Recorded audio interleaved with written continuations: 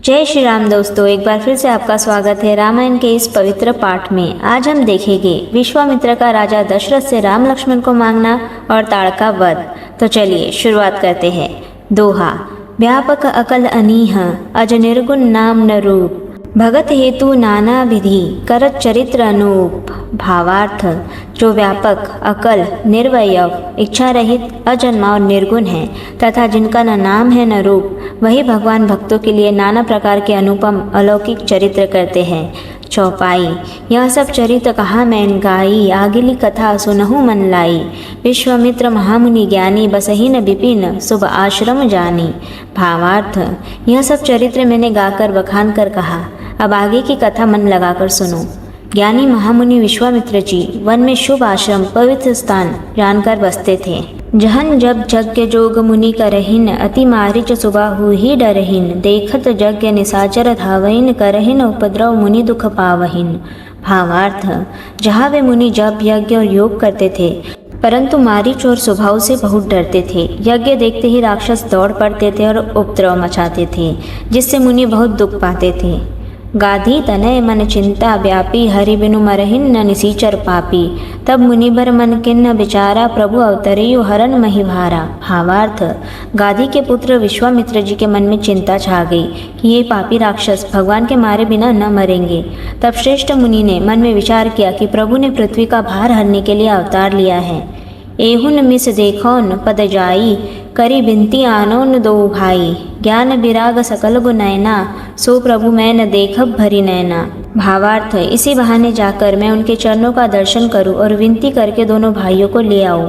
आह, जो ज्ञान, वैराग्य और सब गुणों के धाम हैं, उन प्रभु को मैं नेत्र भरकर देखूंगा। दोहा। बहुविधि करत मनोरथ, जात लागी नहीं न बार। करी मज्जन सरऊ जल, गए भूप दरबार। भावार्थ, बहुत प्रकार से मनोरथ करते हुए जाने में देर नहीं लगी। सरयू जी के जल में स्नान करके वे राजा के दरवाजे पर पहुँचे। चौपाई। मुनि आगमन सुना जब राजा, मिलन गयो लय विप्र समाजा। करी दंडवत मुनि ही सन्मानी, निज आसन बैठा रे नियानी। भावार्थ, राजा ने जब मुनि का आना सुना, तब वे ब्राह्मणों के समाज को साथ लेकर मिलने गए और दंडवत करके मुनि का सम्मान करते हुए उन्हें लाकर अपने आसन पर बैठाया। चरण पखारी किन्नी अति पूजा, मौसम आज धन्य नहीं न दूजा। विविध भांति भोजन करवावा, मुनिवर हृदय हर्ष अति पावा। भावार्थ, चरणों को धोकर बहुत पूजा की और कहा, मेरे समान धन्य आज दूसरा कोई नहीं है। फिर अनेक प्रकार के भोजन करवाए, जिससे श्रेष्ठ मुनि ने अपने हृदय में बहुत ही हर्ष प्राप्त किया। पुनि चरणनी मेले सुतचारी, राम देखी मुनि देह बिसारी। भय मगन देखत मुख शोभा, जनु चकोर पूरन शशि लोभा। भावार्थ, फिर राजा ने चारों पुत्रों को मुनि के चरणों पर डाल दिया, उनसे प्रणाम कराया। श्री रामचंद्र जी को देखकर मुनि अपने देह की सुधि भूल गए। वे श्री राम जी के मुख की शोभा देखते ही ऐसे मग्न हो गए मानो चकोर पूर्ण चंद्रमा को देखकर लुभा गया हो। तब मन हर्षि बचन कह राऊ, मुनि अस कृपा न किन्हु काऊ। के ही कारण आगमन तुम्हारा, कहो सो करत न लाओ न बारा। भावार्थ, तब राजा ने मन में हर्षित होकर ये वचन कहे, हे मुनि, इस प्रकार कृपा तो आपने कभी नहीं की। आज किस कारण से आपका शुभागमन हुआ, कहिए, मैं उसे पूरा करने में देर नहीं लगाऊंगा। असुर समूह सतावहीन मोही, मैं न जाचन आऊन नृपतोही। अनुज समेत देहु रघुनाथा, निशिचर बद में हो बसनाथा। भावार्थ, मुनि ने कहा, हे राजन, राक्षसों के समूह मुझे बहुत सताते हैं, इसलिए मैं तुमसे कुछ मांगने आया हूँ। छोटे भाई सहित श्री रघुनाथ जी को मुझे दे दो। राक्षसों के मारे जाने पर मैं सनाथ सुरक्षित हो जाऊंगा। दोहा। देहु भूप मन हर्षित, तजहु मोह अज्ञान। धर्म सुजस प्रभु तुम कौन, इन कहन अति कल्याण। भावार्थ, हे राजन, प्रसन्न मन से इनको दो, मोह और अज्ञान को छोड़ दो। हे स्वामी, इससे तुमको धर्म और सुयश की प्राप्ति होगी और इनका परम कल्याण होगा। चौपाई। सुनी राजा अति अप्रिय बानी, हृदय कंप मुख दूति कुमुलानी। चौथेन पन पायोन सुतचारी, विप्र वचन नहीं न कहेहु विचारी। भावार्थ, इस अत्यंत अप्रिय वाणी को सुनकर राजा का हृदय कांप उठा और उनके मुख की कांति फीकी पड़ गई। उन्होंने कहा, हे ब्राह्मण, मैंने चौथे पन में 4 पुत्र पाए हैं, आपने विचार कर बात नहीं कही। मागहु भूमि धेनु धन कोसा, सर्वस देव नाजु सहरोसा। देह प्राण ते प्रिय कछु नाहिन, सो मुनि देव निमिष एक माहिन। भावार्थ, हे मुनि, आप पृथ्वी, गो, धन और खजाना मांग लीजिए, मैं आज बड़े हर्ष के साथ अपना सर्वस्व दे दूंगा।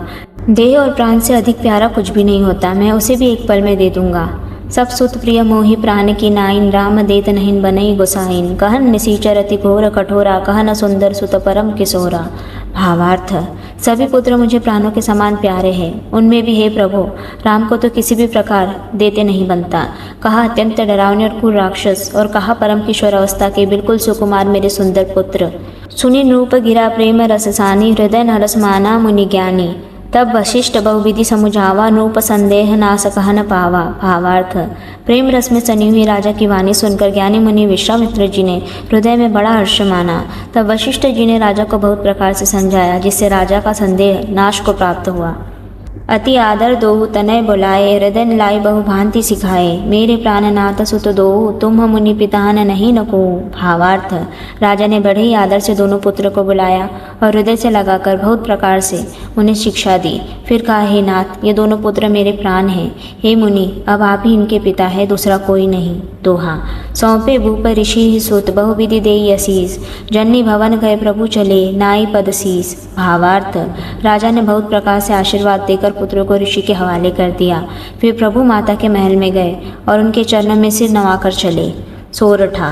पुरुष सिंह दोहु वीर हर्षि, चले मुनि भय हरन, कृपा सिंधु मति धीर, अखिल विश्व कारण करन। भावार्थ, पुरुषों में सिंह रूप दोनों भाई राम लक्ष्मण मुनि का भय हरने के लिए प्रसन्न होकर चले।